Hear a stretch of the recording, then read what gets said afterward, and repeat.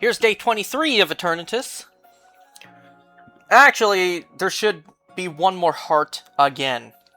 Because I got a gift from Eternatus after the last time I showed the screenshots. But that was before it hit midnight, so there should be one more heart added. I think I'm now down to like 55 hearts. And once I'm done best buddying, I'm going to stop updating every day with pictures until I get the 10 candies done. So yeah, I'm going to keep updating at least until I finish best buddying. Let me just double check actually, since I have it open. Yep, 55 more hearts. I already checked that Eevee, there's nothing worthwhile in there.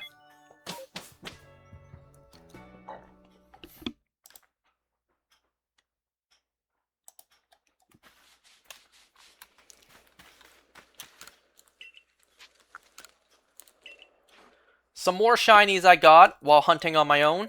I got another Staravia, another Mime Jr. I got this one in the Coronet Highlands, and another Staravia.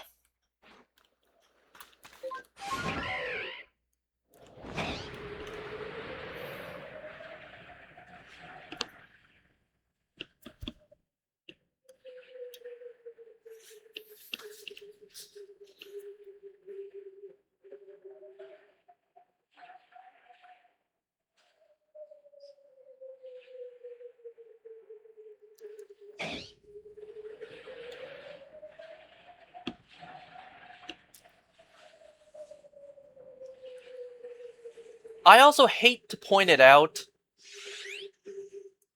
I don't think we've ever gotten a shiny Mime Jr. from these spots. From flying over here. I don't think we've ever gotten a shiny Mime Jr. from this. I'm actually going to check this just out of curiosity.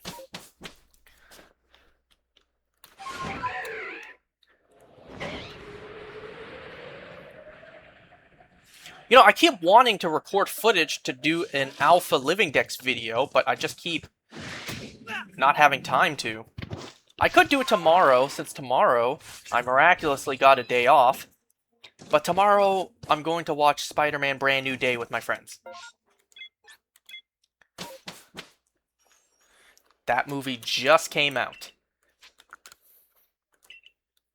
I haven't gotten too many things spoiled about it. If any, really.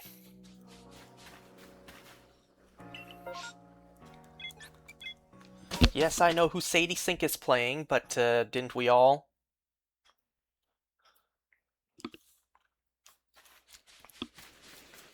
So, recently I've been hearing a rumor that Macaulay Culkin is in talks with Disney to bring back the Home Alone franchise, and actually have him return.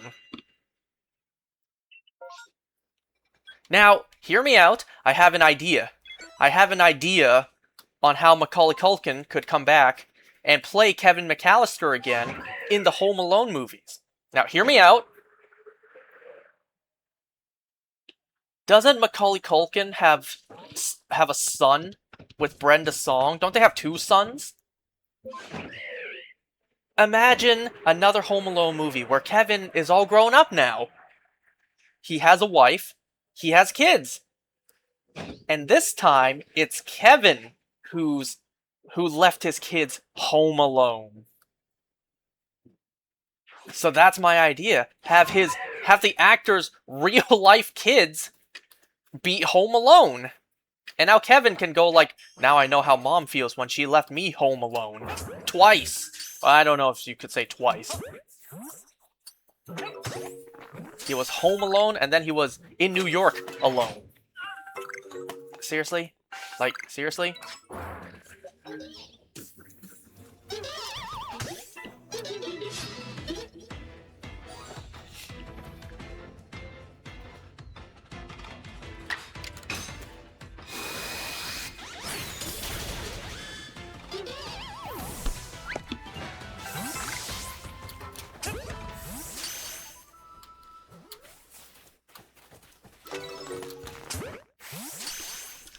So yeah, what do you think if there were? What do you think if we're going to get a Home Alone like reboot or continuation? I personally don't count Home Alone 3 and 4. You know, the one where Macaulay Culkin did not return for. I also haven't even seen those movies. I don't want to watch them. I think the actor who plays Marv came back for the third one. But not Joe Pesci, I think. Ah, screw you, Mr. Mime.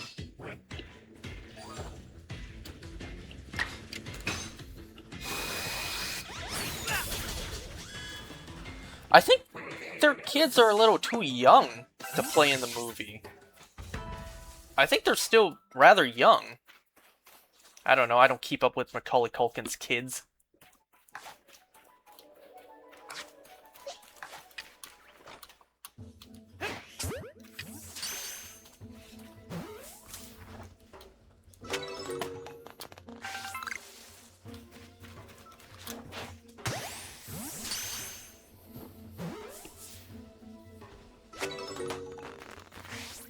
Did I even go down to check yet? I don't think I did.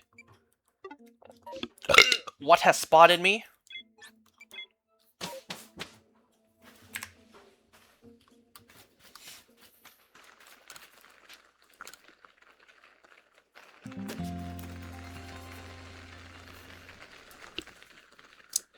Okay, so if you didn't hear when I mentioned it on stream yesterday, so yesterday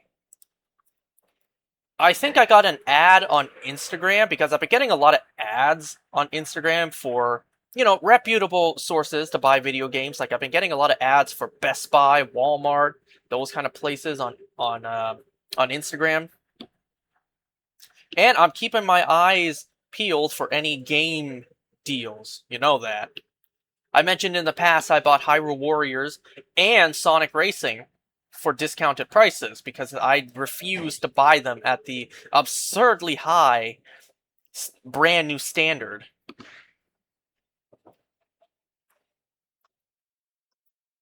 So, as a refresher, currently, as of this moment, there are 4 Nintendo Switch 2 games I want. And I already bought 2 of them. Sonic Racing Cross Worlds Switch 2 Edition, and Hyrule Warriors Age of Imprisonment. So those are 2 of the 4 games I currently want. The other 2 games I want are Mario Kart World and Kirby Air Riders. Before you ask me why didn't I buy the Switch 2 bundle with Mario Kart World, no. No, that was a digital copy of the game. No. I will spend the extra money to get a physical copy. But it doesn't mean I want to spend the full price. Because Mario Kart World is $109.99 Canadian. I think after tax, that's like $124.98, so like $125. I'm not spending $125 for Mario Kart. I will wait for a discount, even if it's just $10 off. So I am waiting for any sort of discount to buy these games. And yeah, I bought Hyrule Warriors and Sonic Racing for discounted prices. Thank you, Best Buy.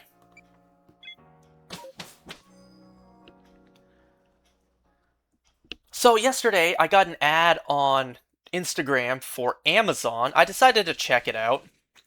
And then I noticed one of the listing was... Wait, hold on a second. Am I seeing this correctly? There's another listing for Kirby Air Riders. Instead of $99.99, it's... What was it? $84.74? So I had some of my friends fact check it. Like, yo, is this real? Like... Is there taxes included or taxes involved? Like, what's going on here? So it seems to be legit. I do have a concern. I already bought it. Okay, so let me break down the prices for you. The prices that I saw. So, it said the item itself costed $74.99. Alright. And it also said tax included. Tax included. So when I checked out, there was no additional price for tax. So $74.99 included tax. Fantastic. So $74.99 including tax already. Shipping and handling, $5.18. It's kind of bullshit to me, but whatever. And then, this one is the one that makes me scratch my head. Import fees. Or actually, rather, it says import fees deposit. $9.75. Add all of it up, it equals to $89.92.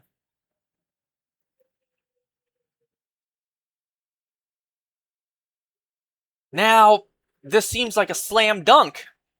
$89.92, all charges in, is already cheaper than the game itself before tax. Before tax is $99.99. After tax, $113 pretty much. So instead of $113, I spent pretty much $90. And once again, if the numbers confuse you, here's it written out for you. That's the stuff that was there before. Kirby Air Riders. So $112.98 after tax. The Amazon price, including tax, $79.99. Shipping and handling, 9. Did I say 9? Why did I write 9? That's supposed to be a 5, my bad. Why did I type 9? That's a 5. That's supposed to be a 5. Shipping and handling is supposed to be $5.18. My bad. Import fees, $9.75. That's correct. So total, $89.92. Now, my concern is the import fees. You might be thinking, but you already paid the import fees. You paid the $9.75 import fees. See, that's the thing, though. I don't know if that's the fee for, like, the seller, the company who sold this, whoever is selling this, for them to ship it out and then have it imported into Canada. Because, ooh, thank you, Donald Trump. Look, I like you, alright? Way more than Biden, but, like, kind of fucking up my groove, man, with these tariffs. Whenever you import something from the US nowadays, the tariff prices really screw you over. And that's what I'm concerned about. This may be the amount I paid now, but I'm concerned when it does come time for it to be delivered, I need to pay an additional importing fee. That's what I'm afraid of. Because a couple months ago, when I bought a Hot Wheels off of eBay for like $150, don't question me, I thought that was all I had to pay, but then when it came time for me to actually receive it, I had to pay like $30, just shy of $30 more to actually have it like imported and whatnot. I think I may have paid like $22. I forget how much I paid. But let's say worst case scenario, I paid $30 to have this shipped in. Well, then that'll be more than what I would have paid initially. $89.92, so $89. If I pay $30 more to import it, that's like $119. So I paid more than if I bought it legitimately, initially, for $113. I paid $6 extra. That's what I'm concerned about.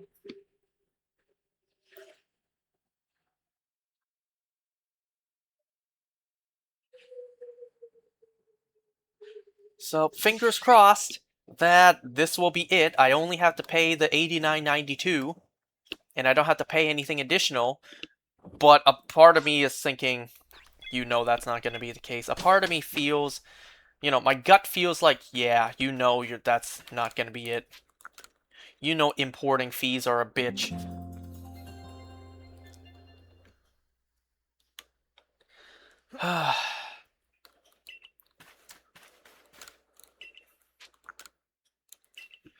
And you know, I have the money.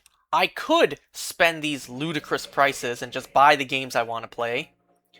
But that's not the point. You know, the point is, I don't want to support these outlandish practices, these ridiculous prices for these games.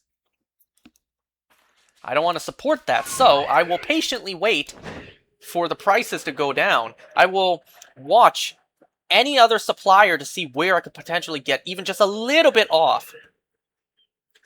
You don't need me to go over why Sony killing physical media destroys exactly this. So, it's not about the money. It's about me not supporting these high ass prices. And unfortunately, if I really want to go through the headache,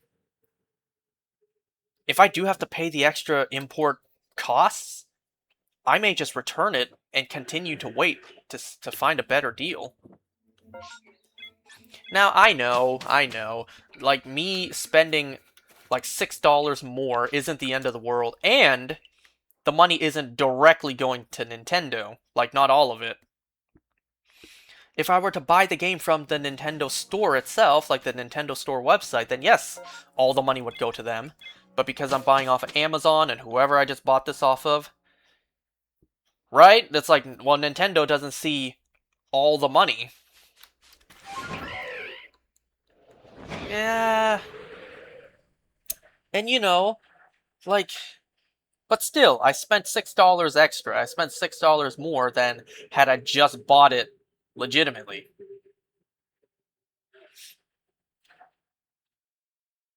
And I know if I have to pay some tariff fees, then it's not the seller's fault. But damn it, the struggle is real these days, alright? I know I just said I could afford it, but like, the struggle's real, okay? The world's only getting more and more expensive. Prices are never going down. They're only gonna go up. So you gotta save wherever you can. But if you want to save, don't buy video games. Shut the fuck up.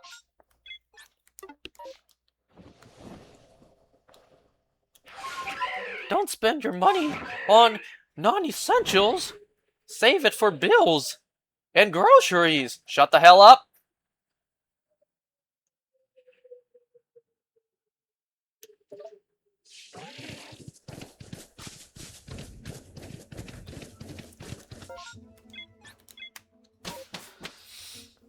And, okay, speaking of recklessly spending more money, so today, on a separate note, today I did buy 2 more video games. One of them I already have. Let me explain. So, ever since I bought Sonic Racing Cross Worlds, I remember I also mentioned that I bought Sonic X Shadow Generations. I also bought that game since it was on sale. And then I mentioned, while I was at it, I also looked up another Sonic game I wanted, but I just never bought. Sonic Frontiers. I wanted to try that game, I just never picked it up. So while the sale was going on at Best Buy, I tried looking it up, but they were sold out. I tried looking at EB Games, they were sold out. I'm not buying the Switch 2 edition because it's a damn game key card, and I ain't buying those.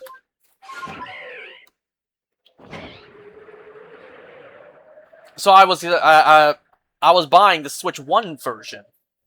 So I was looking around, I stumbled onto Walmart, and I noticed, hey! This looks pretty good. It was like 54 something dollars. Hey, that's not bad. But then I decided to finally just take the L and buy a second copy of a game I already have. Now let me explain. Back when the Nintendo Switch first came out, and they were no longer using discs, they were using their tiny little cartridges for their physical games. At the time, I was afraid that I was going to lose the tiny game cartridges, knowing how clumsy I am. How clumsy and irresponsible I am, so there were a couple of games that I bought digitally. And in today's landscape, I regret that. I very much regret doing that. So, what I've been doing is, for preservation's sake, buying physical copies of the games I have bought digitally. And there were 3 games I bought digitally that I deeply regret buying digitally. One of them was Mario Odyssey. Yeah, I regret buying that digitally. So, when it was on sale, I did buy a physical copy. I'm not going to open it and stick it into my Switch. I'm just going to buy it just for preservation's sake. Just to say I have a physical copy. Another game that I bought digitally was Kirby Star Allies. Now, I have not found a sale for that yet. If anything, the prices went up. So I still got to keep my eye out for that. A physical copy of Kirby Star Allies. And finally, the third and biggest game, the biggest mistake I did buying digital, was Smash Ultimate. Remember what I said. In my defense, I was afraid I was gonna lose the tiny cartridges, okay? So when I was younger, I made the foolish mistake of buying Smash Ultimate digitally.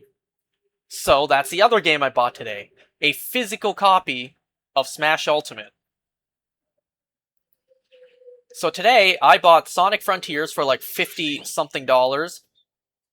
And then I bought Smash Ultimate physically for, I believe, about $72. That was cheaper than it initially came out, and it sure as hell is cheaper than now. I even took a screenshot, or not a screenshot, I took a picture of the checkout so I know exactly how much I spent. Okay, so the subtotal for the 2 items was $127.95.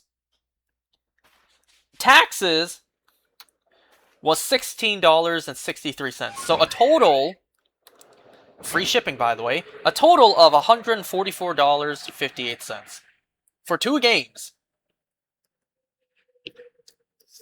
You know what? I'm satisfied with that purchase. I'm satisfied with that price. Because while, yes, I am literally paying the price for buying the games digitally once upon a time. Hey, now that I'm buying a physical copy again, just to say I have a physical copy, I spent less than what the game initially cost. About like $72. Wait, about like $79.99 when it first came out, Canadian price. Instead of $80, I spent like $72. And that was the original price. Nowadays, it's jumped up to the now modern $100 game. So spending $72 for Smash Ultimate physically, not that bad. And then Sonic Frontiers like 50 something dollars. So not that bad. I'm satisfied with those prices. Now, last correction to make is Kirby Star Allies. Yeah, I need to keep an eye out for that game because the price did go up. And also the physical copies for that game just isn't common anymore. So yes, I will keep my eyes peeled for that. I will be keeping my eyes open for a cheaper copy of Kirby Star Allies and Mario Kart World. However, while I was checking out of Amazon, I did notice something. There was a promotion where if you apply and get approved, so there's no guarantees, if you apply and get approved for Amazon's MasterCard program, you get $25 off of whatever your purchase is. And I was thinking, I could use that towards Mario Kart World.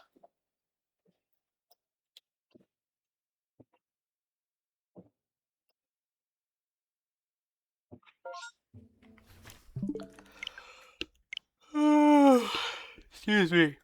I could use that towards Mario Kart World, because let's do the math real quick. $109.99 minus $25, $84.99. And then after tax, $96.03. So instead of, after tax, $125, I spend 96.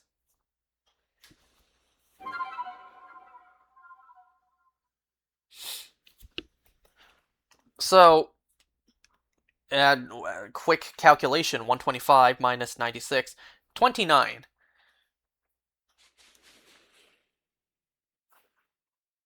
Right? Like, I get $25 off. But even after tax, wait, is that right? 120, wait, no. 109.99 add tax. Whoops. That's 124. Oh, wait, 28. No, not, my bad. So yeah, regardless, I would save $30. Around $30. Wait.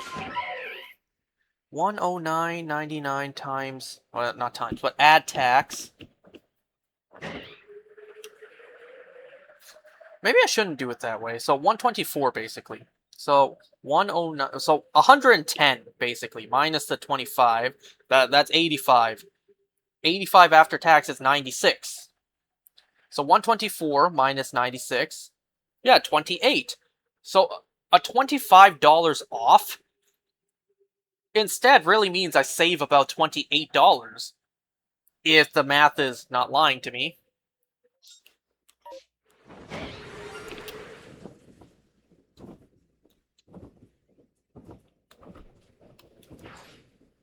Remember how I said earlier that I don't think we've ever gotten a shiny Mime Jr. from this spot? You know what, actually maybe I have, but I don't remember anymore. And if we haven't, well now we have.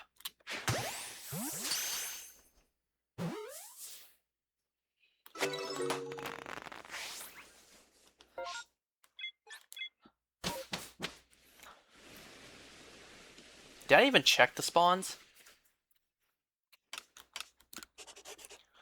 Anyway, so, if I were to apply for the Amazon MasterCard, then I could use the $25 off and buy Mario Kart World for $85. After tax, $96. Before you make the argument, but you would have to sign up for a MasterCard. And to that I say, that's actually not the end of the world for me. Because as of this moment, I really only use one debit card and one credit card. That's it. I don't currently have a MasterCard or a different kind of credit card from anywhere else. I really only have one debit, one credit. I don't have a MasterCard.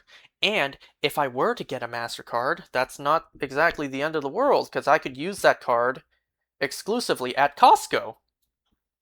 I believe Costco has a deal with MasterCard, so they do take MasterCard. They don't take credit cards, but they do take MasterCards. Costco only takes debit and MasterCard, and because I don't have a MasterCard, every time I go to Costco, I only use my debit card. I know that's a cardinal sin for some people, but you see what I mean? If I apply for this Amazon MasterCard, it wouldn't be the end of the world. I could use it at Costco exclusively. And besides, can't I just cancel the card immediately afterwards if I decide I don't want it? Right?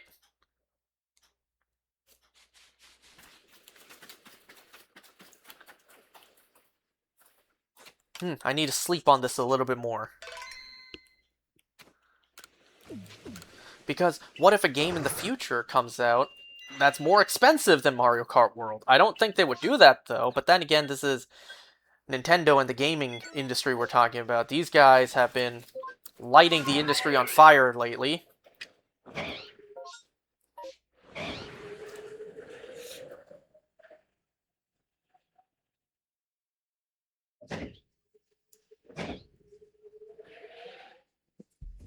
You kidding me?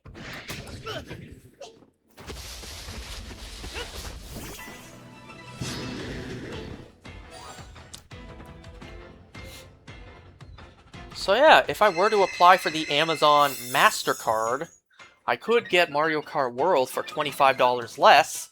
After taxes, like $28 less. And then I could use the MasterCard exclusively at Costco.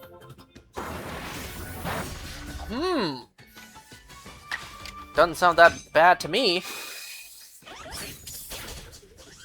Like, the reason I don't have more than one credit card is because, well, if I was untrusting of myself to buy physical games, you know, there's a reason I only have one card. You should not trust me with more than one card. I literally just explained to you how recklessly I spend.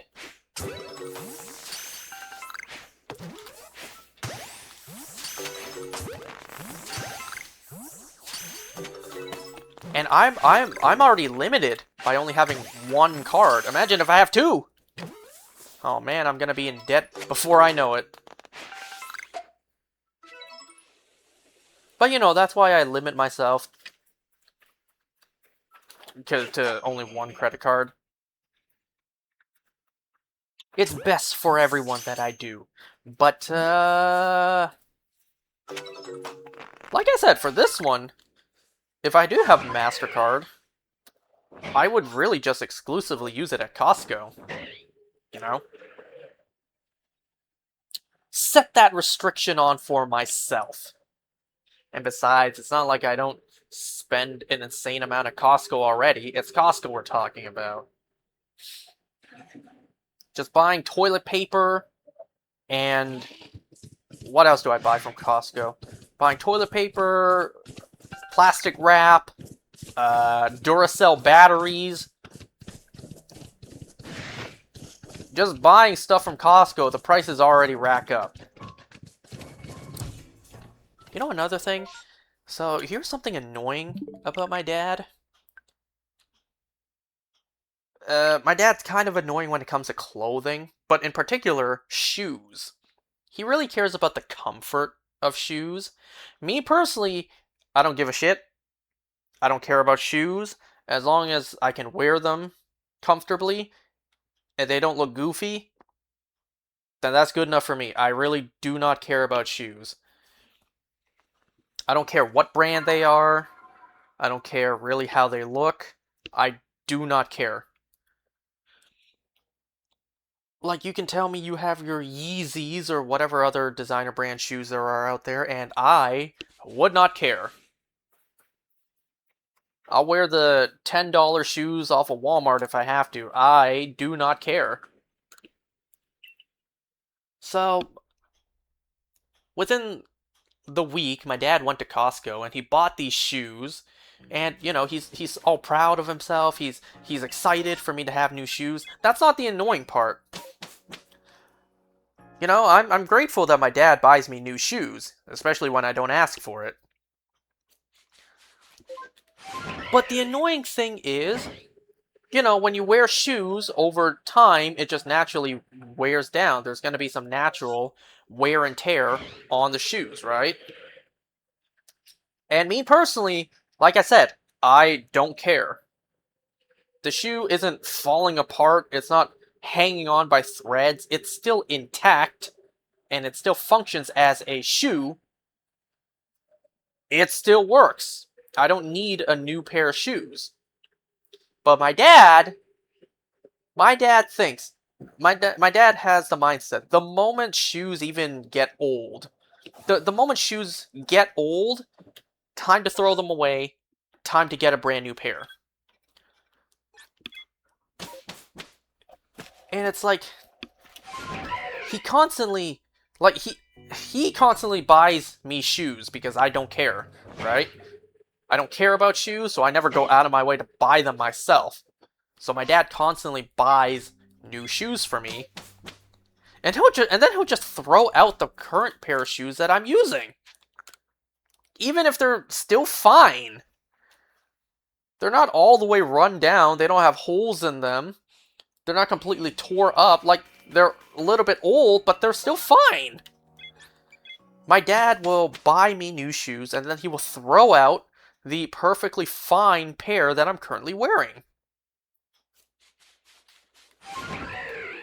My dad claims that old clothing brings bad luck. You need to constantly wear new clothing, clean clothing. My dad has all these superstitions, and it's annoying as hell for me to deal with.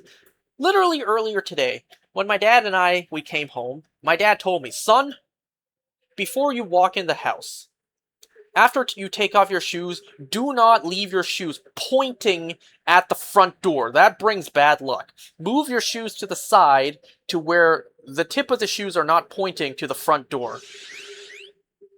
It's like, I don't give a fuck!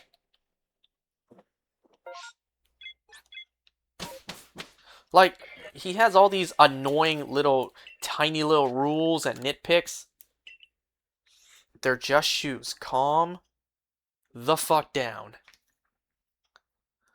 So, yeah. Like, that's real annoying to me about my dad. He has this love and fascination for shoes. Not even the style, not even the brand. The comfort. The convenience. What do I mean by convenience? Well, the pair of shoes he bought me this time, there are no laces to it. Like, there's no shoelaces for me to tie. He bought me a pair of shoes that you can just slide right in. And, you know, the convenience is nice, but it really wasn't necessary. Like, I didn't need shoes where I didn't have shoelaces to tie. You know? Never once did I think to myself, oh, so inconvenient, I gotta tie my shoelaces. It's like, it's a very small problem. It's a very nothing problem to solve. Like, there is hardly an inconvenience to get rid of. So, you know, it's like these little things that just annoy me about my dad. Is it another Abra? No, worse, it's another Staravia. These damn birds follow me everywhere.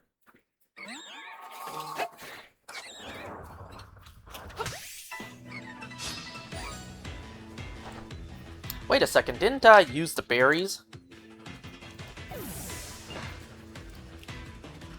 Yeah, I did. So, I will restart the game, get my berries back, and then I'll come back to catch the shiny Staravia.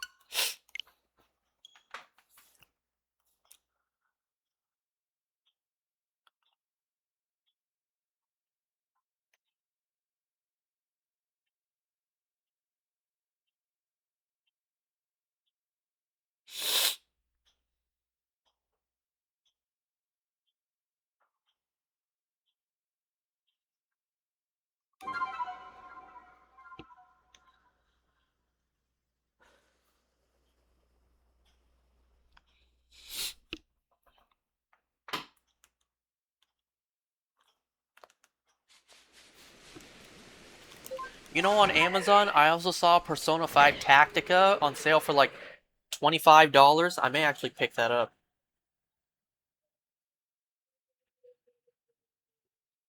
I don't know when I'll ever have time to play the game. But, you know, with Sony destroying physical games, and in the future, if all physical games gets completely wiped out and extinct. Hold on, let's catch this first.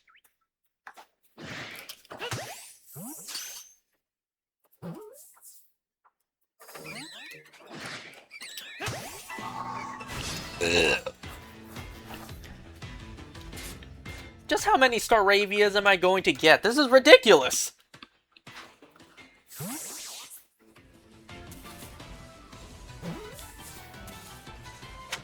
Staravia is the fletchling and Pidgey of Legends Arceus.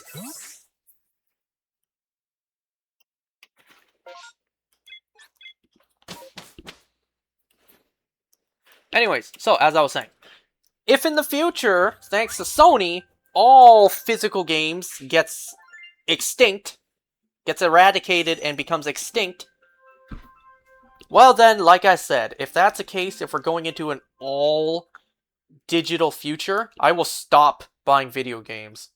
Except for the exception of Pokemon and occasionally the very hype new Mario and Zelda game. And Smash. But if all digital games, if all physical games go extinct in the future and it is a strictly digital future, I will stop buying all games except for those exceptions. So, why not? Wow, that voice cracked. Why not, stock up on physical games I want now to prepare for that backlog. That backlog of games I can always go back to and enjoy.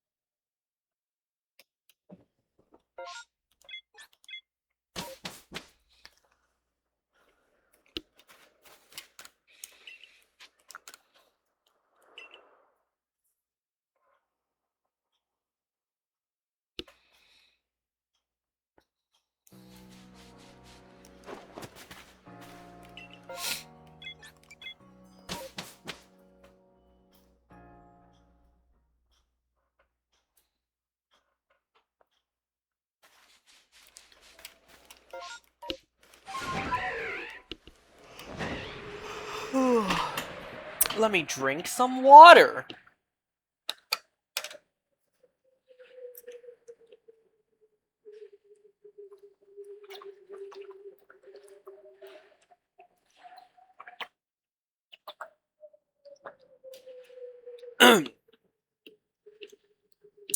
And you remember that Nintendo lawsuit I talked about a while ago? Where Nintendo's getting refunded the tariff costs, but they're not refunding the customers for them paying higher prices to offset the tariff prices? Well, unfortunately, I think I'm gonna have to side with Nintendo on this one. Now, I'm not giving them the all clear, because they could lower the prices now that they don't have to pay the tariff fees anymore, but they're not going to do that, so I'm gonna continue to stick my middle finger to Nintendo. But the whole thing about them not refunding customers because the prices were what they were and you decided to make that purchase for that price because you found it acceptable, otherwise you wouldn't have made the purchase. You know what? After some further thinking, I think I completely agree with Nintendo. I don't want to say completely, maybe that's a bit far. Because, I can't believe it, I actually deal with this quite often at work. You know? Selling things to customers, when you work in retail, people are a bitch and you just want to cause genocide. What? Sometimes at work, we come to a price agreement, like, okay, I'll sell you all this for this amount of money. You don't have to pay the full amount today, you could just leave a deposit, and then when everything's ready, when you come and pick up, you pay the remaining. There are times when I had people come in and be like, hey, can you do a better deal for me? Can you charge me less? Can I pay less of the balance that I owe? And it's like, no. We agreed on a price when you decided to purchase. So, no, you will be paying me the remaining amount. And in a way, not every way, in a way, that's the exact same argument Nintendo's making.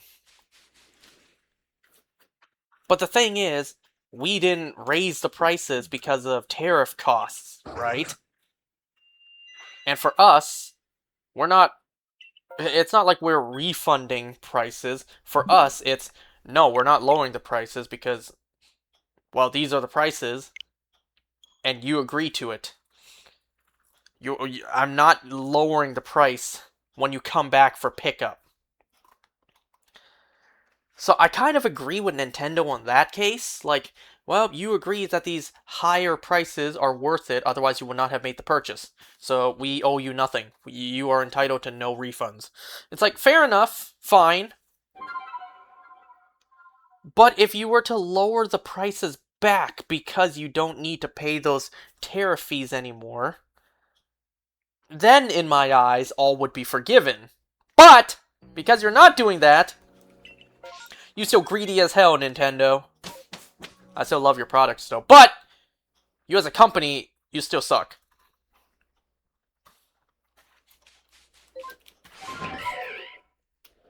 Sponsor me and I'll praise you to high heaven, but at this moment, y'all suck, Nintendo. Your products are great, but you as a corporation, you suck.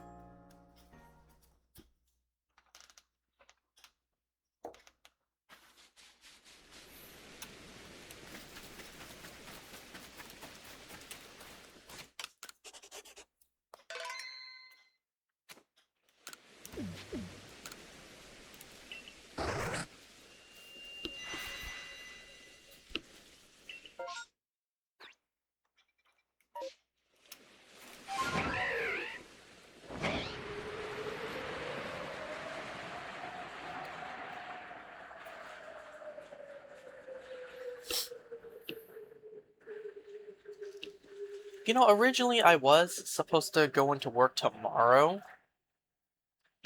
So here's the deal. The store, the new job, they're renovating for the next 3 days, including today. So the next 2 days are still going to be renovating. Tomorrow, I was supposed to go in while they're still renovating. My job would have been to just sit in the back or just no, I can't sit in the front. I was about to say sit literally in the front of the store in a chair, but I can't because the renovation guys are going to be moving all around the store because the outside's getting renovated too. So I would have literally just sat in the back in case like anyone calls or anyone came for a pickup while the renovations were happening, right? That would have been tomorrow. I almost said yesterday. That would have been tomorrow. But then I was told today that tomorrow they're going to be closed to like really get a head up on the renovations because they need to finish by day 3 because day 4 the doctor's going to be in. The appointments are going to happen, so they need to finish these next 2 days. So tomorrow they're going to close the store. Well, the doors will be open, but only because they're renovating. But business will be closed. So I don't have to go into work tomorrow. Instead, I'll be going in Thursday. What? Wednesday. I was already gonna go in Thursday. So pretty much this week, instead of going in Tuesday and Thursday, this week I will be going in Wednesday and Thursday. Thus, I have time tomorrow to go and watch Spider-Man Brand New Day. Which, by the way, because that movie is so hype right now, because it just came out, all theaters are sold out, except for one. And that one only has time at either 11:20 p.m. or 11:15 p.m. And we're going at... Was that the sound effect? Did I hear something? Those Abras look normal.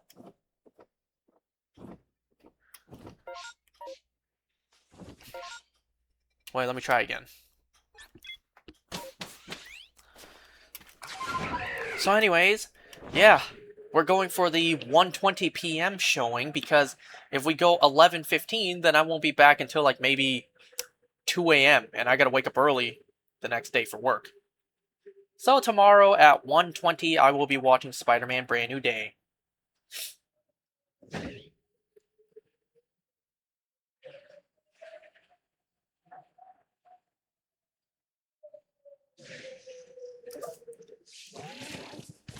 Alright, seems I was just tripping.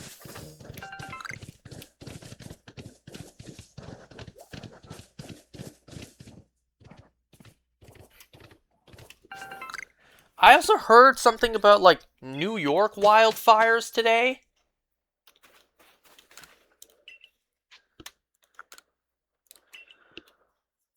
So, prayer to you guys down in New York around the wildfires, but also it's like, well, all you Americans blaming Canada for the poor air quality a couple weeks ago when Canada had wildfires. Well, now yours is your own. Now yours is homegrown. But all jokes aside, you know, I hope the wildfires will get put out soon. Hope our world, you know, gets better, right?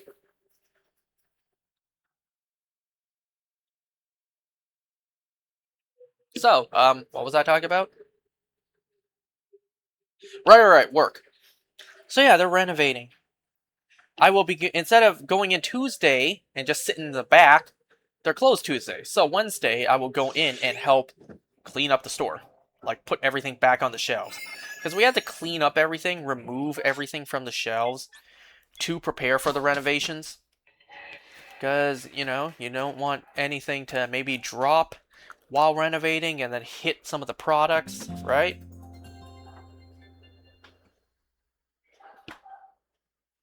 So we had to clean everything from the store.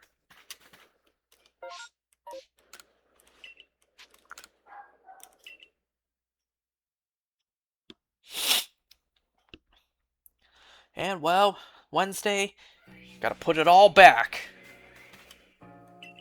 Won't that be fun?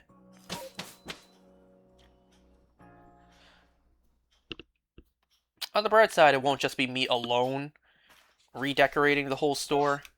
It'll be me and 3 others.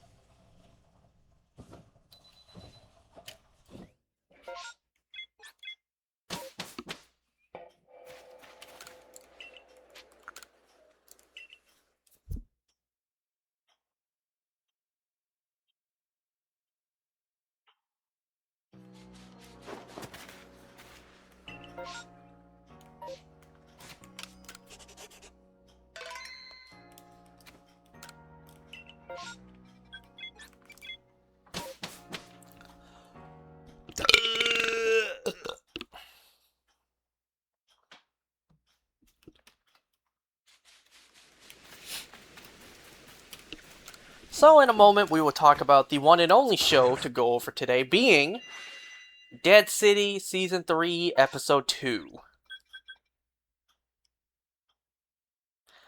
I know I said I'm done hunting this, but just in case there's a secondary alpha horde, maybe I can get a shiny alpha.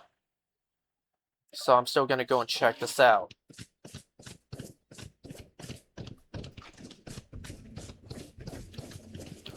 Because that'll probably be my next hunt in this game.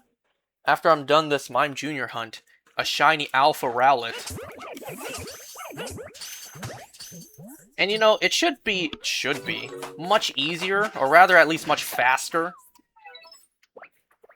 Because unlike the Mime Jr. hunt where I have to constantly fly over to the other side of the map, this one, I just come in and out. I come in and out until a massive mass outbreak, and then when there is a massive mass outbreak, I check if there's Rowlet, I check if it has a secondary alpha wave, and if not, I just keep on going in and out, right?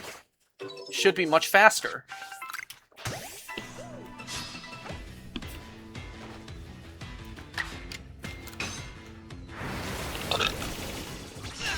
I find it funny how Dartrix, a grass and flying, is also weak to flying. Like, the flying type it already is doesn't make flying neutral. Doesn't make it neutral to... Excuse me. Doesn't make it neutral to being weak to flying. But doesn't it make it neutral to electric?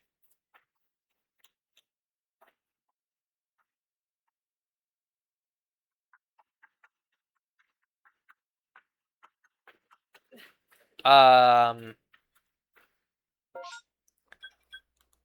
I don't know where another one is hiding at.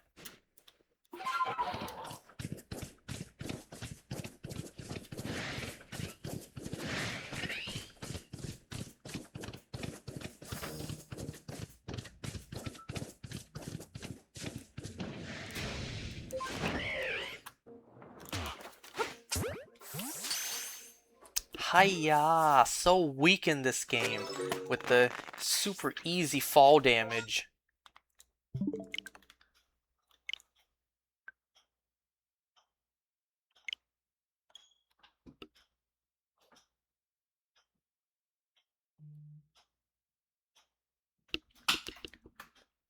Skill issue. Just fly.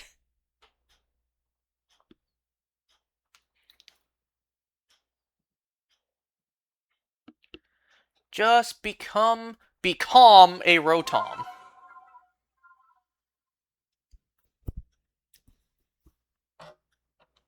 You know what I find interesting about Pokemon Pokopia, despite not playing the game myself, not buying the game for myself? They have a new Rotom form in that game, and it is an electric normal type. Have we ever gotten a new Pokemon form in a spin-off that has a brand new typing to it? You know, some of the spin-off forms that come to mind are Primal Dialga, Shadow Mewtwo, or every Shadow Pokemon. Yeah, but they don't get a new typing.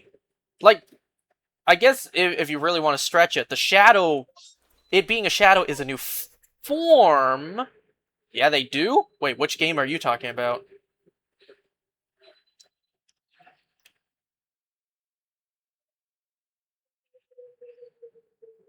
But I find it interesting how that Rotom, like, stereo form is electric normal.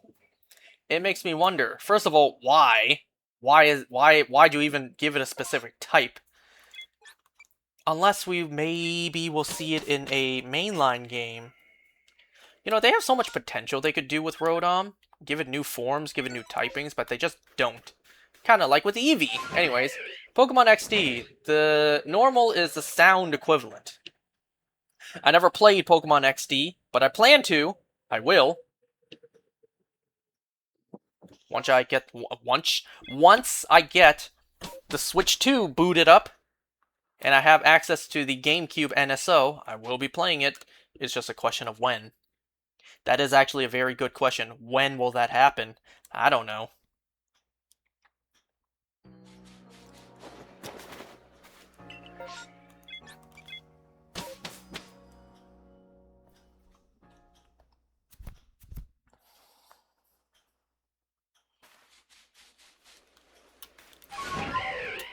Why would that happen? Even better question. What will that happen?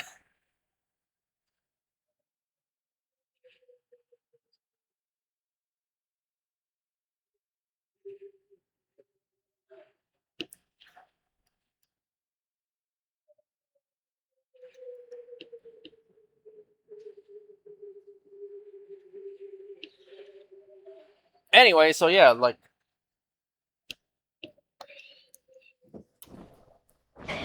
I don't know, but those are just shadow versions. Even if their typing changes, they still have the same appearance. Rotom is a genuinely different form. And I suppose you could make that argument for Primal Dialga as well.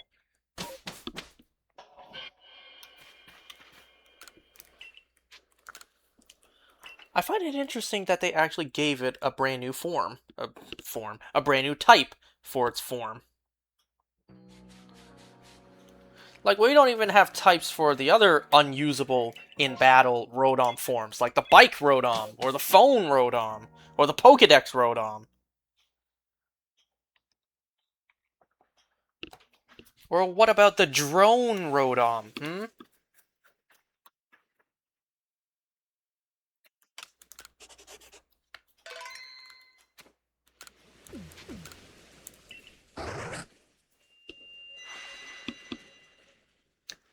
What type is the Phone? You asking me what it might be? Well, a part of me would assume it might just stay electric and ghost. I don't know. If it's a phone, could it be electric and steel? But you could also argue that for the bike.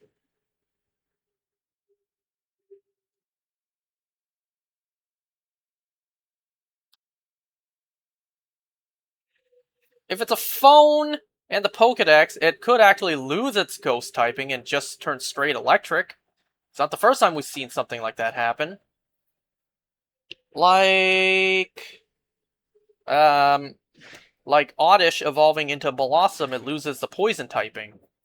Or what about Mega Aggron? Mega Garchomp Z, it loses a typing upon Mega Evolution.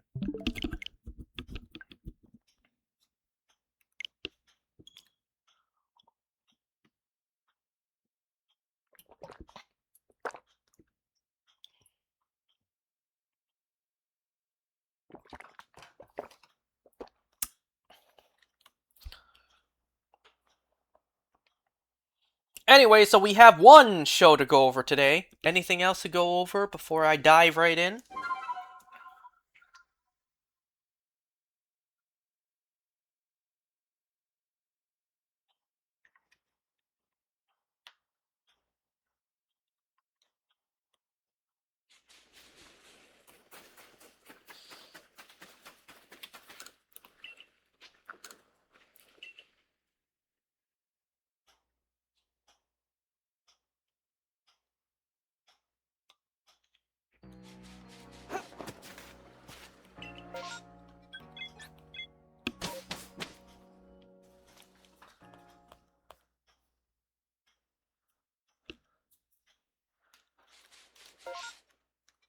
Let's just see, since we're already here. Hearing Sony stop making physical PlayStation games makes me want to start buying physical DVDs. Man, you missed what I said earlier. I said earlier today I bought a physical copy of Smash Ultimate. Because when I was younger, I made the mistake of buying that game digitally. I was young and I was afraid of losing the tiny cartridge. But with Sony, setting the spark, lighting the fuse, if we are to go into an all-digital future, well, these physical games are just going to get harder and harder to find. More and more expensive, so I may as well rectify my mistakes and buy physical copies of all the digital games I bought now before it gets much harder to do. Much more expensive to do. I had bought 3 physical games, of which I need to correct that mistake. 2 of which have already been corrected. Mario Odyssey. I bought that game physically when it was on sale a little while ago. Smash Ultimate. I just bought a physical copy today. Can you even use your digital saves? See, that's the thing. I'm not even going to use the physical games. I'm just going to buy them for the sake of having them. Like in the future, if I need a physical copy, then I'll have it. But for now, I'll just continue to use my digital copies. Yes, it would suck to lose all my game data, but it is what it is, right? That's the mistake I'll be paying for. So anyways, Mario Odyssey and Smash Ultimate, I bought physical copies for them. Only one left is Kirby Star Allies. And that game not only got more expensive, but that game is also really hard to find physical anymore. At the time, it was a very mid-game, so I don't imagine many copies were printed. So now, not only is it harder to find, it's also more expensive. Yippee. Well, that's a price I will have to pay, literally. That's a price I'll have to pay for making the mistake of buying it digitally initially.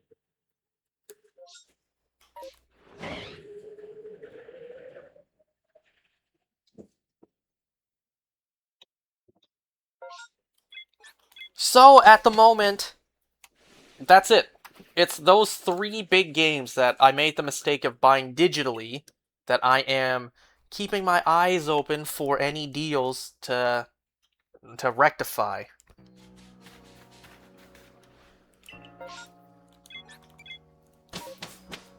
Like I have a stack of physical games right beside me. I bought Mortal Kombat Legacy Edition physically like a couple weeks ago. I didn't know it came with a case. That's pretty cool. It comes with a cardboard case. I didn't know that.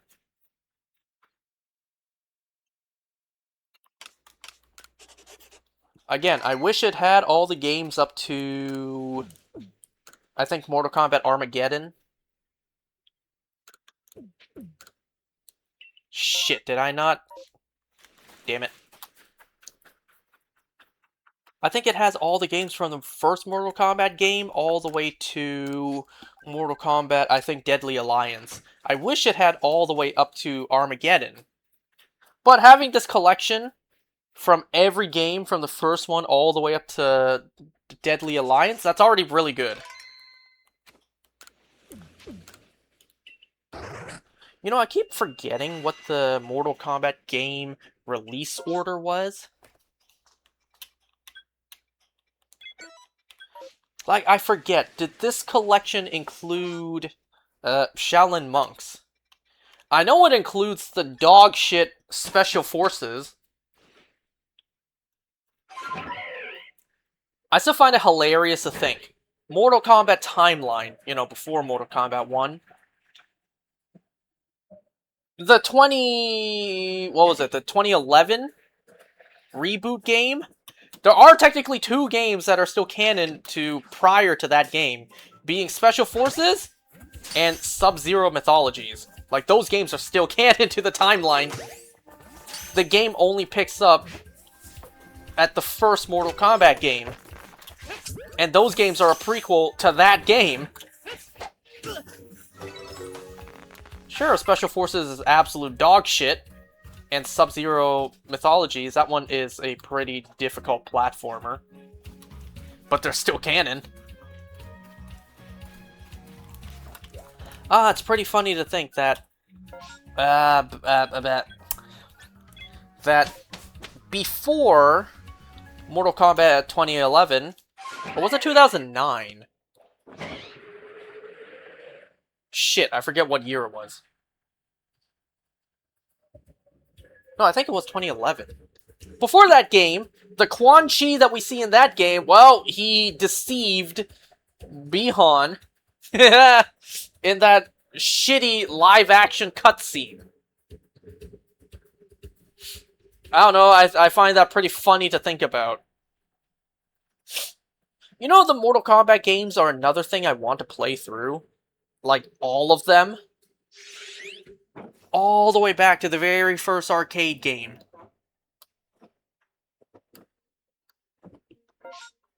Yeah, well, the games in the future kind of have a roadblock, a PlayStation 5 roadblock. I mean, I could play it on PC, but I would suck with the keyboard controls.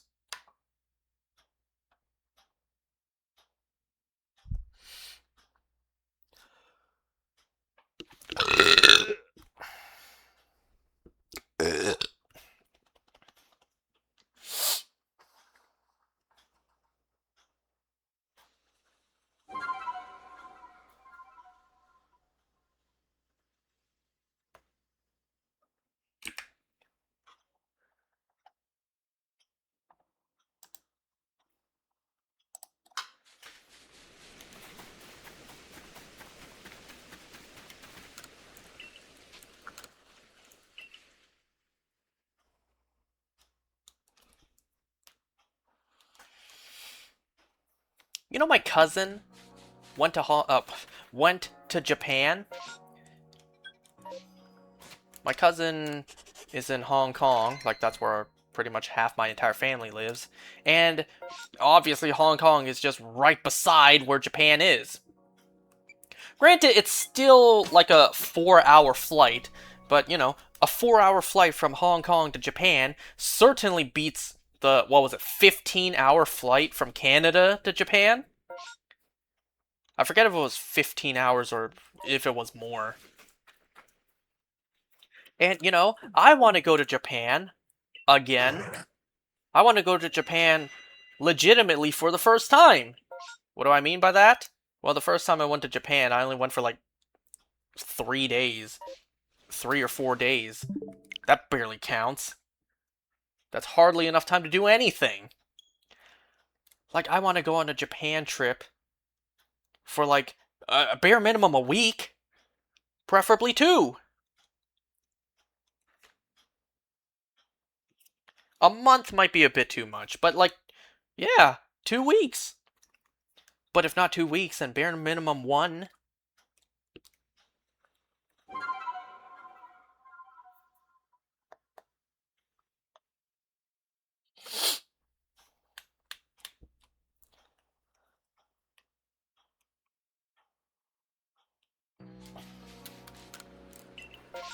I wonder how often Japan gets Chinese tourists. You know, they look similar, but they don't speak the same language, right? Not like me. Like, I very much stick out that I don't speak anything close to what they sound like.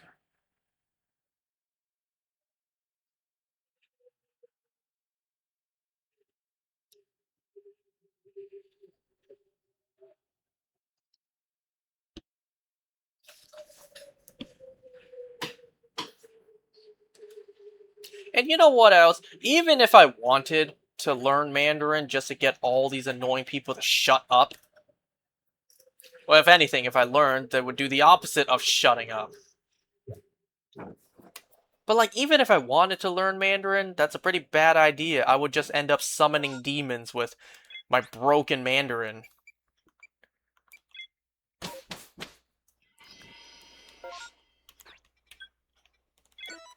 And knowing me, because I know nothing about the language, I would just probably end up saying a slur without even noticing, without even realizing it. And you know what? What the fuck are you gonna do even if I did? You're not gonna do shit if I say a slur in Chinese. Fight me, bitches.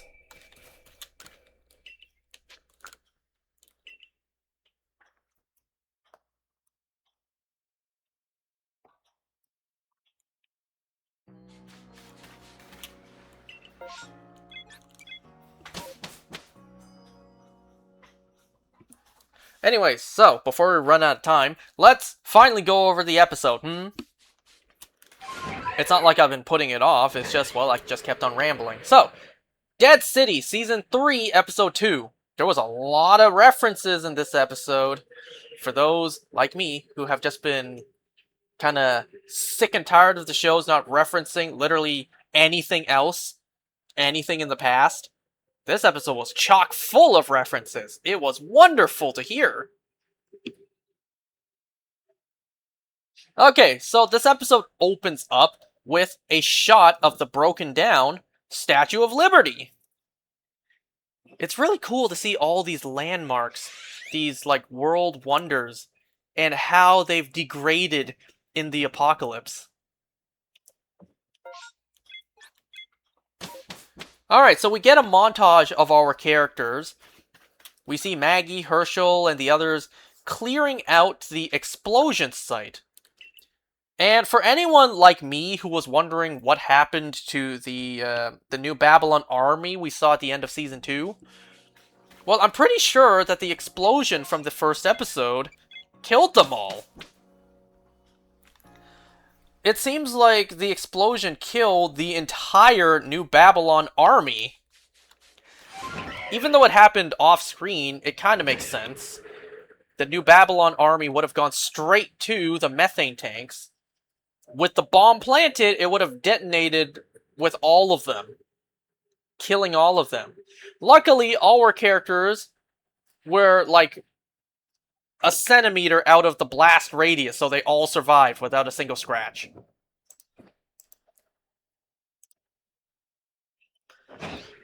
Okay, so Maggie and Herschel are clearing out the explosion site of all the walkers.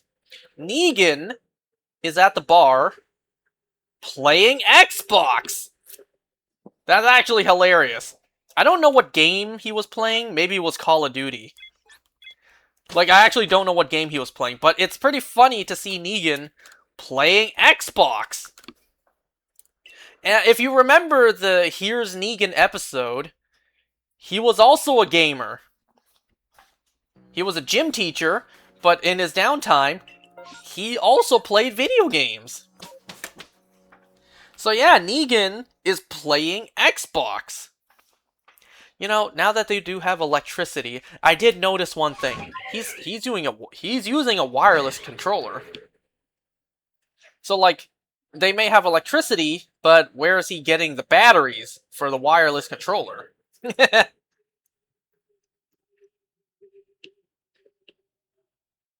Unless he has the controller with the cord that you can plug in and charge, but I don't think the original Xbox 360 had that. Correct me if I'm wrong though.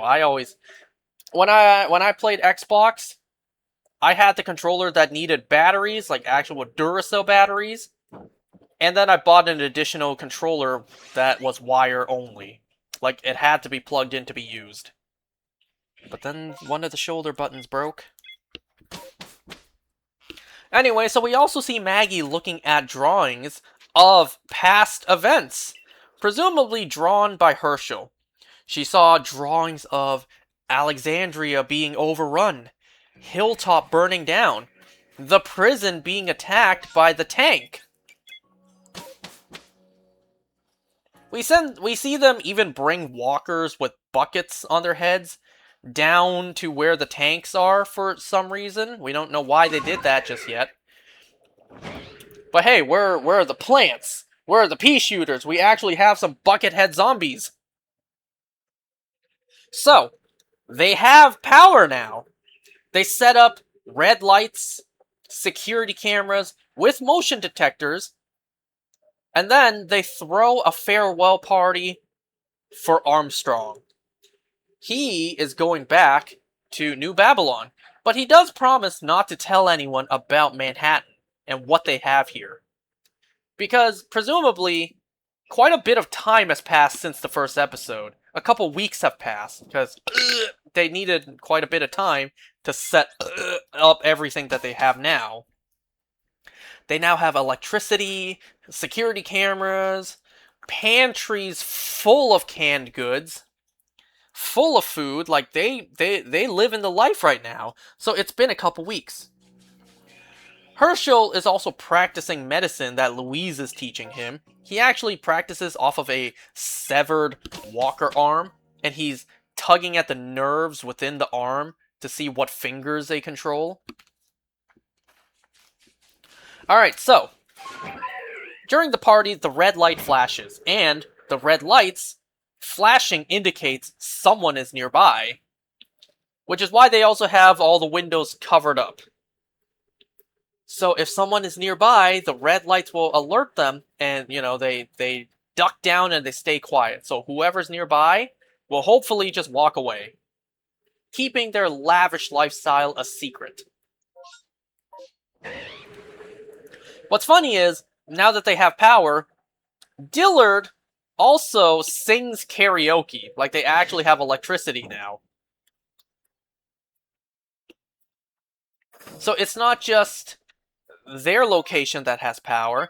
Negan and Dillard at the bar, they also have power. Hence, Negan was able to play on Xbox, and Dillard was able to sing karaoke.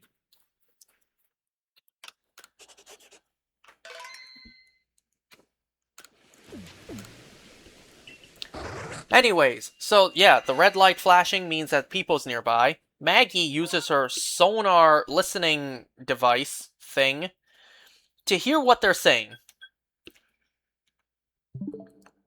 Negan being closer to them has eyes on them, so Maggie radios Negan to communicate and tells him that the guys are looking for food for the Dama.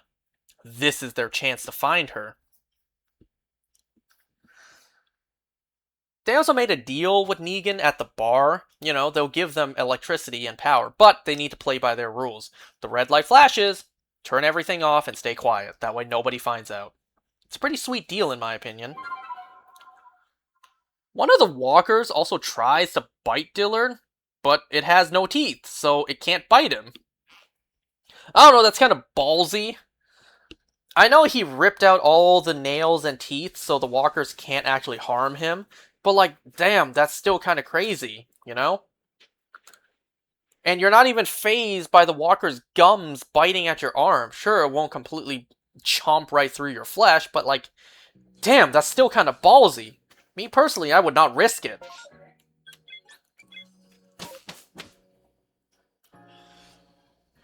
Dillard also claims that he can understand the walkers. Man, the last time we saw that in Fear the Walking Dead, we all said that was some stupid writing. So Maggie, Negan, and Armstrong follow the guys to where the Dama might be. Negan also mentions Annie and Joshua, just to remind the audience that these characters still exist somewhere out there. Negan doesn't want to go see them because he thinks that they are better off without him, and that he even sadly acknowledges that he's better off without them. I don't know, Negan. I feel like if there was ever a time that your wife and son needs you, it's the fucking zombie apocalypse. I don't know, that's maybe I'm the crazy one here. So, they go to the Phantom of the Opera, where two guys are on stage. Negan also makes hilarious comments about a painting with two houses on hills looking like boobies. Like, Negan just throughout the episode constantly says, no, those are boobies. Those are not hills with houses on them. Those are boobies. So the other guy, they offer the other guys food, medicine, and a way out to a safe place. They offered the guys to go with Armstrong to New Babylon, and in exchange for where the Dama is. But the Dama's already there, and so are many other guys with knives in the shadows. Of course, our characters are prepared. They came packing. They pull out their guns and give them one last chance to leave. The guys, they do not. Instead, they attack, and one by one they drop like flies, being shot dead on the spot. You idiots. You literally brought knives to a gunfight. No wonder you guys dropped like flies. You know what I have to think about every time we see a background character die in this universe? It's like, damn, these guys survived this long into the apocalypse only for them to die in this stupid way. Like, you survived the initial outbreak. You survived surviving this long, and yet you die because you charged at people with guns with the knife in your hand.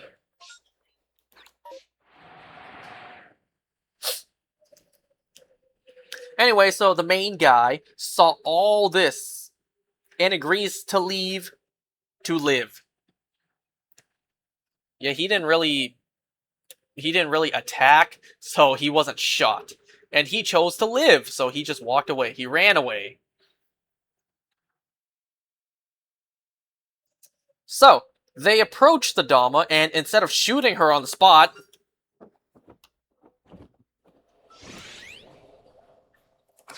these birds follow me everywhere I go.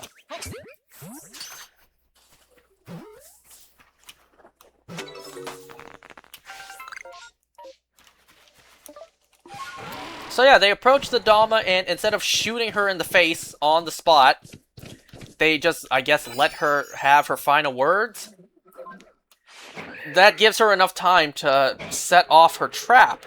Her trap being the big chandelier on top. So she drops the big chandelier, but of course our characters dodge it. Negan does, however, get cut on the leg, though. So the Dama runs off. She's about to exit the building, but when she opens the door, a walker attacks her. Maggie saves the Dama from the walker, and then Dama scolds Maggie for ruining Herschel's future. Ruining her vision for Herschel's future.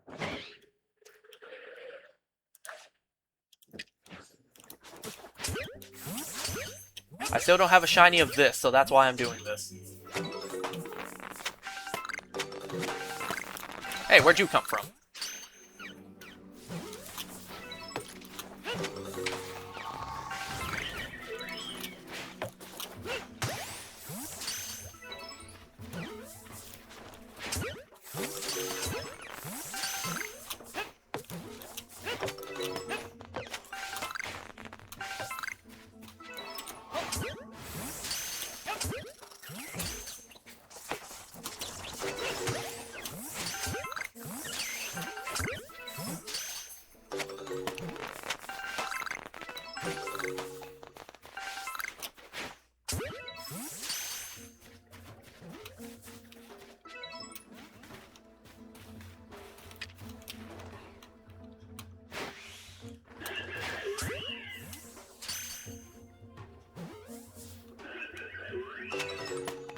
Nothing.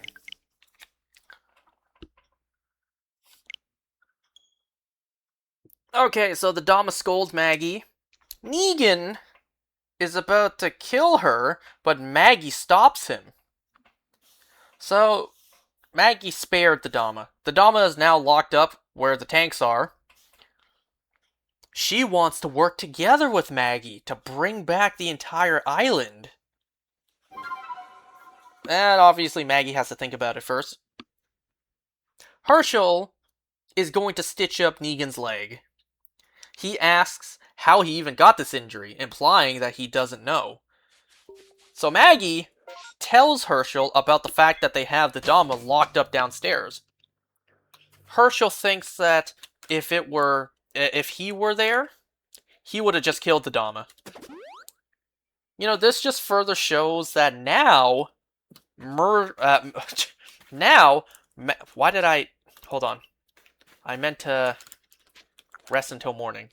This just further shows that now, Maggie's mercy prevails over her wrath. Just like with being cool with Negan now. Maybe now, after all these years, Maggie finally understood what Rick meant when he said his mercy prevails over his wrath. Herschel is afraid that when it comes time to kill a person, when it comes time for him to kill a person, he doesn't know if he can. I tell you what, buddy, if it comes time for me to kill someone, I would not hesitate. That person getting one right in between the eyes.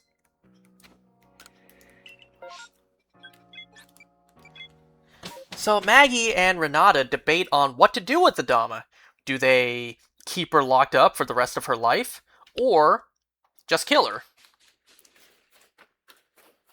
Because Renata points out, well, if we keep her alive, keep her locked up for the rest of her life, we're using up resources, and not just food.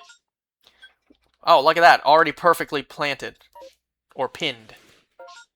They're using up resources, not just food, but there also needs to be a prison guard, right? Someone watching her. And then there would need to be someone watching the person watching her, because it's clear that the Dama is manipulative and smart, so she cannot be trusted alone with anyone. Maggie suggests rehabilitation.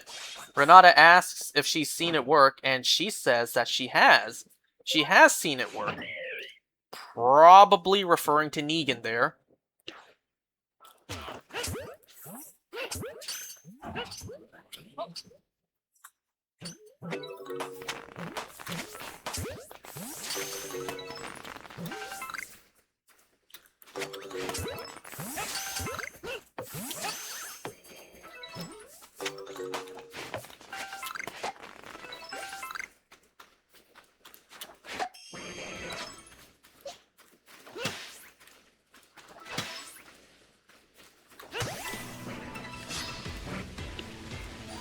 Anyway, so Renata doesn't want the foundation of what they've built to be blood.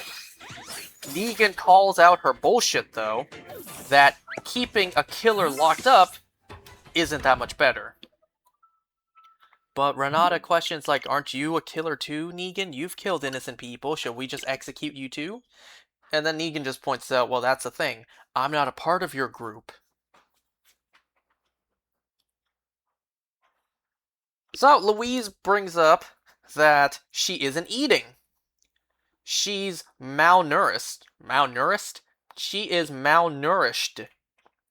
Maggie sees no problem with this, however. In fact, an opportunity. If she's set on killing herself slowly and painfully by not eating, why not offer her a faster method? So Negan and Dillard go back to the bar. Dillard tries demonstrating to Negan again that he can indeed understand what walkers are saying. So he tries to understand the growls of a walker tied up. Negan's sick of his shit, tries to kill the walker, but the walker, it shakes loose the construction platform it's stuck on.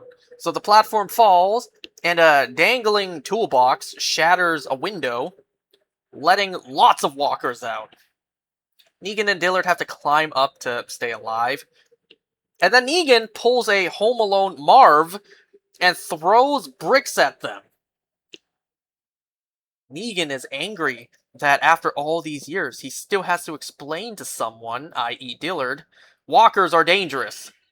They have teeth and nails, unlike the ones at your bar. They are death on 2 feet. Understand? Negan also has great aim, hitting every single walker with the bricks. One last walker, and no more bricks. Negan grabs the AC unit behind him and removes the walker's head. Like, he throws the air conditioning at the walker, and it just explodes his head.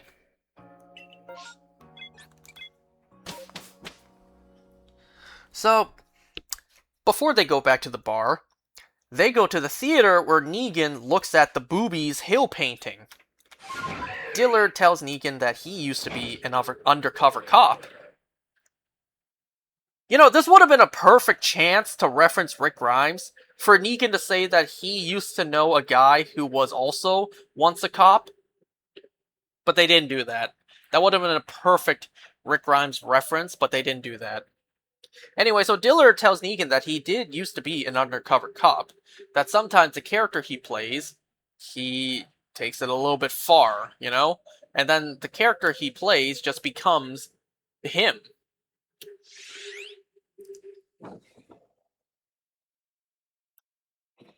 You know, it's like the way you talk, the way you carry yourself. Were you a cop?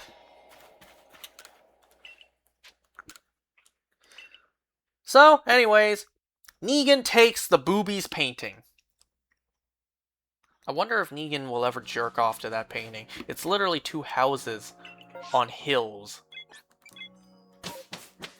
Maggie hands the Dama another tray of slop, I mean food. This time, the tray has a big knife on it, Squid Game style. And I'm thinking, what a stupid idea that was. You just armed her. But whatever. Maggie, while talking to the Dama, actually references how she stood on the other side of Negan being in a cell. She wanted... Wait, no. Negan, he wanted her to kill him, but she didn't, because she wanted him to suffer. But she doesn't want the Dama to suffer. So she offers her a choice. A choice... Wait. She offers her a choice. A chance to change. by taking a bite, to share what she knows and make up for the things that she's done. Or the knife. So we see Negan hang up the boobies painting in the bar. But Dillard also put his pet walkers away. Wrong direction. You know, he thinks that it's good for him to not be surrounded by walkers, driving him a little bit crazy. You know what? That's probably a good thing. And I'm thinking, like, what room did you put them in? Because you have a whole ecosystem in every single room. Did you put them in their own room? Or, like, did you put them in the room of somewhere else? Like, they have no nails or teeth, so they can't eat any of the animals, but they'll still chase them around. They'll still, like, grab onto the turkeys and try to bite at them without any success of chomping down. And if you put them in the same room as the coyotes eating rotting flesh, that'll still kill them.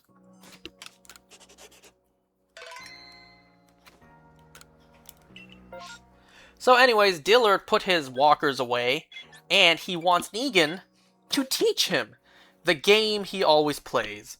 So whatever video game they're playing, they do multiplayer split screen. I really don't know what game they're playing, actually. Maggie comes and wants to talk to Negan, asks why he stayed after Ginny died. Again, I'm gonna check this.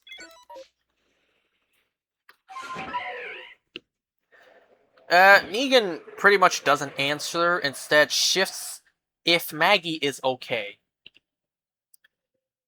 Negan is the only one who understands Maggie not wanting the Dama to have a choice. How she wanted to kill her at the theater. She still wants to kill her. Maggie thinks this place is special.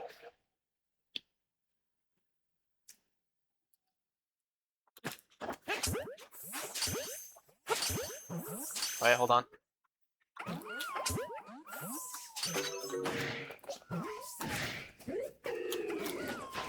Anyway, so Maggie thinks Manhattan is special. Everything they've got from the bricks. New Babylon. They now have weapons, food, electricity. She says that they don't have to start from zero. And I'm just thinking, what about the fucking Commonwealth? You don't have to start from zero. Are you forgetting that the Commonwealth already has all of this? The Commonwealth already has shelter, food, electricity. For God's sake, there's like 50,000 people there. They have schools, a society. What the hell are you talking about? You don't have to start from zero. I don't know, Dead City just seems like it's allergic to referencing the Commonwealth. Like it's Voldemort's name, they just can't speak it. This episode they reference places like New Babylon and the Bricks, which was established in this show. But they also reference Alexandria, the Hilltop, the prison. Well, we haven't gotten to the prison reference yet, aside from the picture, but like, what the hell are you talking about, Maggie? Are you forgetting about the Commonwealth? So Negan pretty much tells her, trying to keep everyone alive won't work. You gotta kill a lot of people to keep people alive.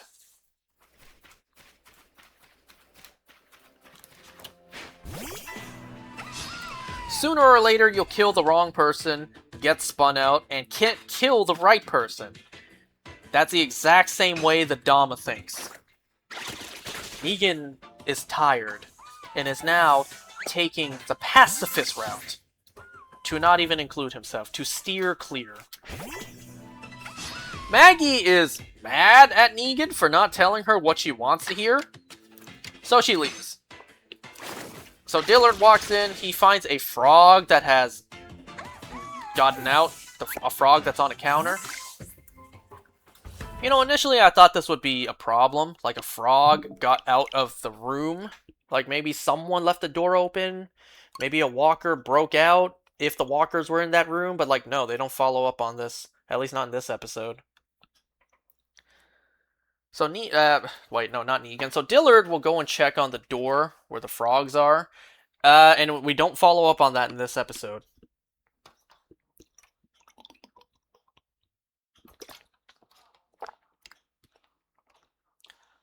So Negan goes to see Maggie at her place to tell her that this place won't work with enough people.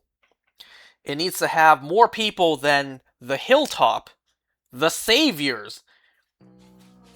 The old world worked because they had cops, judges, wardens to watch prisoners in jail.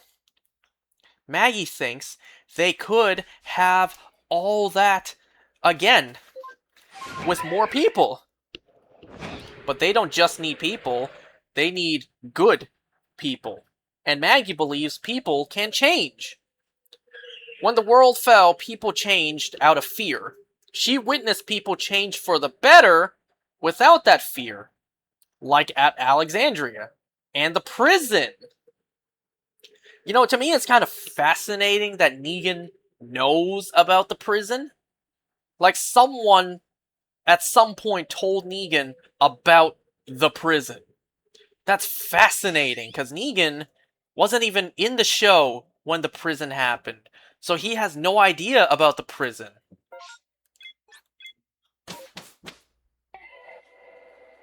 So, Maggie now wants to invite more people into the city instead of keeping it a secret. That's a stupid idea.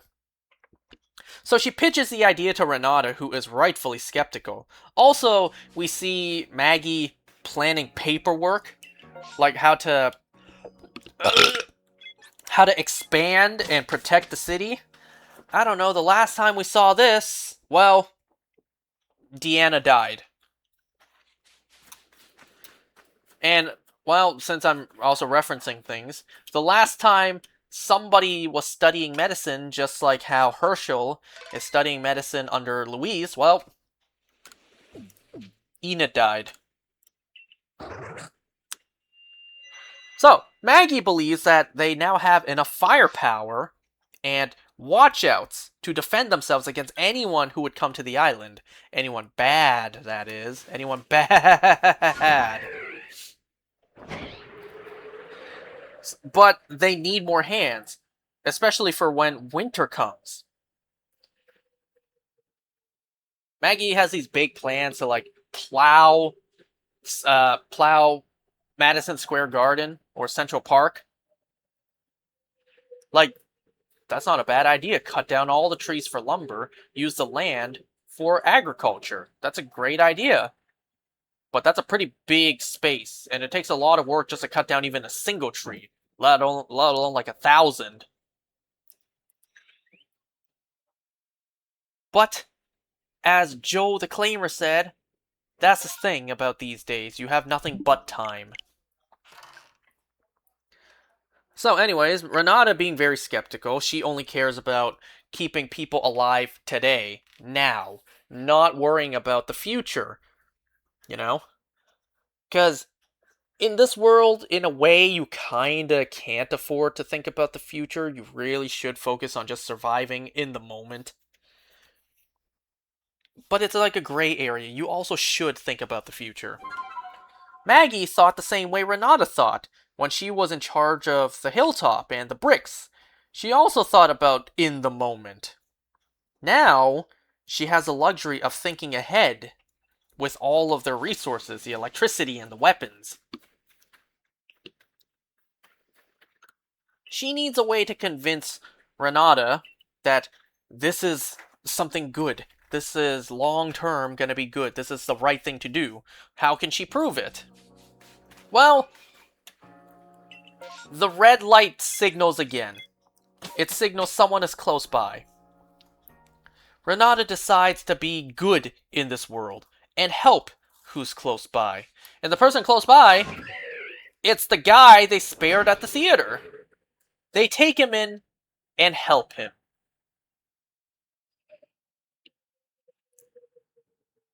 So Maggie goes to see Armstrong one last time before he really leaves. Tells him he can tell people about Manhattan. Like, he can tell people about Manhattan. Good people. Maggie also invites him and his family to come back. Armstrong, though, doesn't plan to come back. At least not anytime soon. He's not just going back to see his wife and 2 daughters. He also plans to help rebuild New Babylon, now that their army is completely destroyed. And you know what? I have faith that Armstrong can rebuild New Babylon for the better, because New Babylon was kinda a group of dicks. The Dama finally decides to eat. Thus, she has chosen to live and to help Maggie further rebuild Manhattan. I also forgot to mention that earlier the Dama did question where the Croat is, and Maggie told her he's dead. So I forgot to mention that. The Dama does know that the Croat is dead. Yo, hello, what's up? Not much, just going over the newest Walking Dead episode while I'm doing this. I'm about to end too, because it's getting late.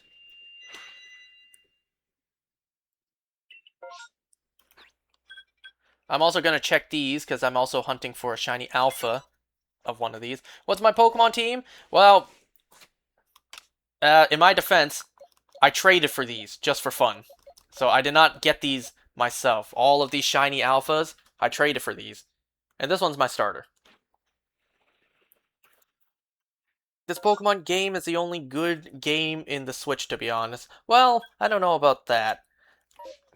You know, I'm not disagreeing, but I also like Legend ZA. Even though the game could have looked better, I gotta admit, it is polished. It does run well. And it was fun, albeit repetitive.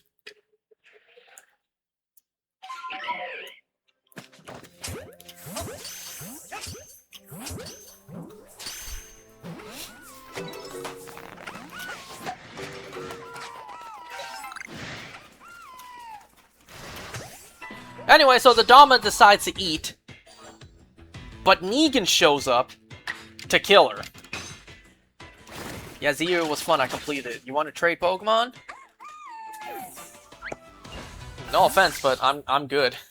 Like, I don't even have any Pokemon to trade. My boxes are all the shinies I have and my Alpha Living Dex. I don't even have anything spare to trade. So yeah, Negan shows up to kill her. She's armed with the knife, but she's so weak and frail, Negan easily disarms her. Before Maggie and Renata turn on their switch, they discuss one last time before there's no going back. Is this really the right call? Inviting people to their safe sanctuary.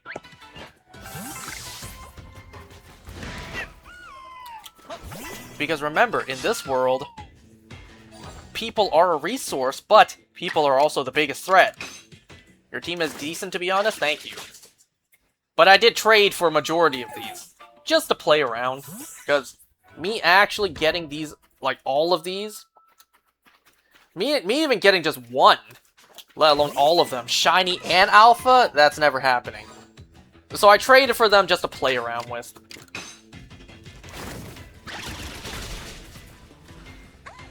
So yeah, but Maggie does bring up the argument that the city has no Bruegel, no Christos, no Croat. But Negan is still Negan.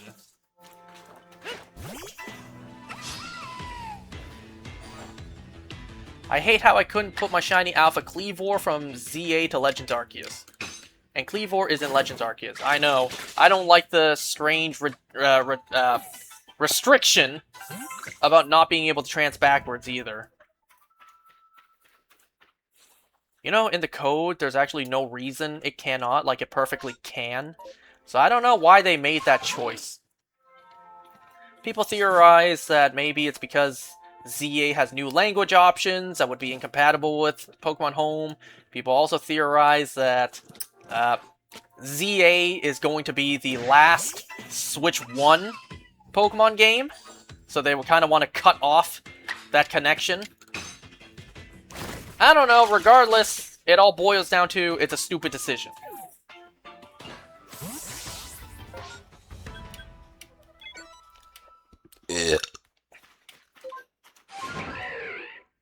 Sword and Shield pretty good too. It was okay. The story sucked. The gameplay was okay. The real saving grace of Sword and Shield was really Dynamax Adventures.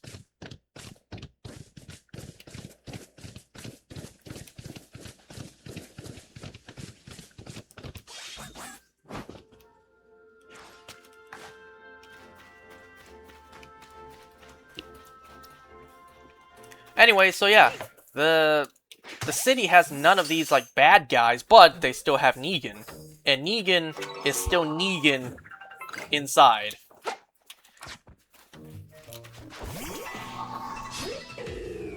He may have changed, but you know, he's still in there, and that's proven by the fact that he actually went out of his way to go and kill the Dama.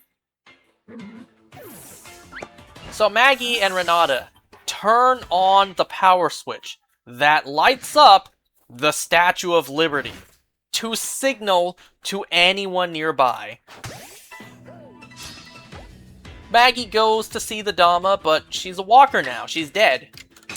And she does find the knife placement in her chest weird. Because if the Dama were to kill herself, why stab yourself in the chest? Anyway, so, now that the Statue of Liberty is lit up, people do see it. People see it alright. A lot of people. But they don't seem like good people.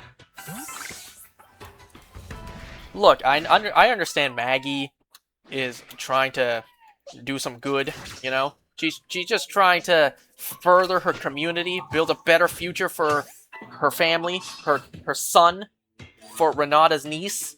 But like, damn, this was a stupid idea. A very, very stupid idea. Like, you have everything right now. You have a safe community, a hidden community. You have electricity. You have food, shelter. You have security cameras with sensors. Like, why would you signal random groups out there? That is so incredibly stupid. If anything, what I would have done is I would have had scouts go out of Manhattan, go into the wilderness and try to recruit people. Now, that would be risky because, you know, I would be sending people out there risking their lives because they could get bit or anyone living out there could kill them on the spot. But that's better than inviting everyone to your household, to your front door. I also question, why couldn't this wait? Why didn't you bring more people from the bricks, from New Babylon, from the Commonwealth, to Manhattan? Right?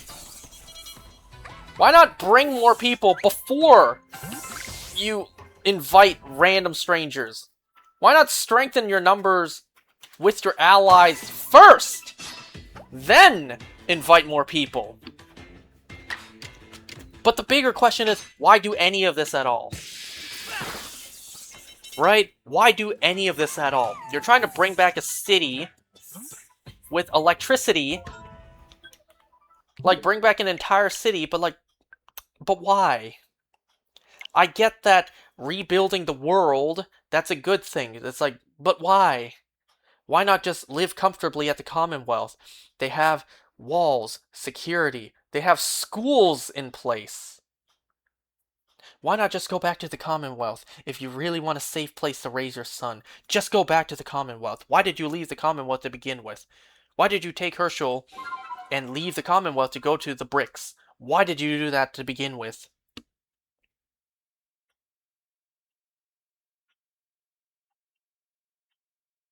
I don't know, the more I think about it... Call me crazy, Dead City's whole premise makes even less sense than Darrow Dixon... Dixon? Darrow Dixon ending up in France. Like, Darrow being captured and put onto a ship that goes to France is like, fine, you know? While that is also ridiculous for this universe, it's actually somewhat believable. Maggie leaving the safety of the Commonwealth, like that period, doesn't make a lot of sense.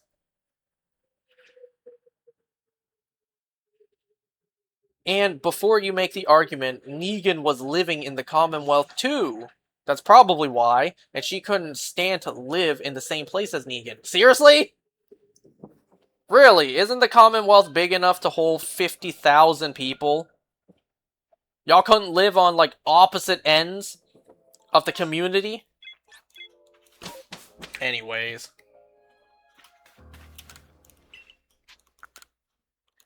So, there you go. Dead City, Season 3, Episode 2. By the way, this season, they are just cleaning out all of their past secondary characters. The Croat is dead.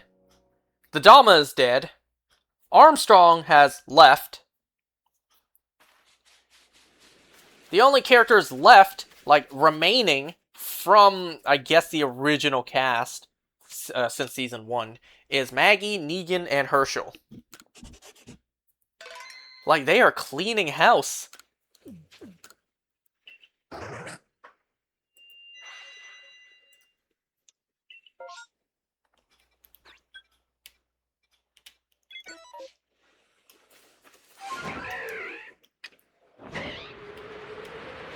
Like, ain't that ridiculous? The Croat is dead. The Dama is dead. Pearlie Armstrong has left. He also shaved his mustache, by the way. Am I crazy, or does this actor look a lot like Jamie Foxx? Like, when I first saw him in Season 1, I'm like, did Jamie Foxx join the cast? And please don't even try to say that is racist. The two actors look incredibly similar. Like, come on now.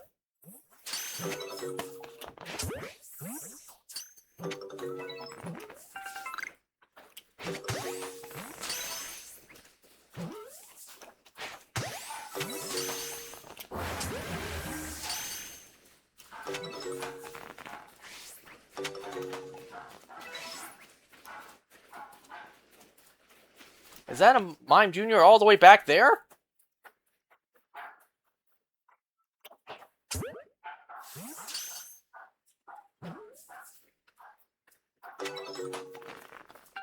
Damn. Okay, let's go check out over there, and then we will call it for today. Still no male Shiny Alpha, but we did get a couple of phases today, at least. We added to the infinite supply of Shiny Staravias, and we did get a Shiny Mime Jr., not the Alpha one. But still, we did phase a couple times today, which is better than nothing. I swear, by the time I'm done with this hunt, my box is going to be majority Shiny Abras, Staravias, and Mime Juniors. With a couple of other varieties sprinkled in.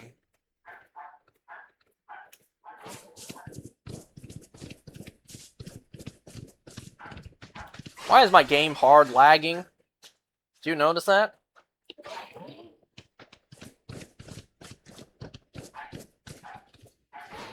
And one last check for the Infernape. No.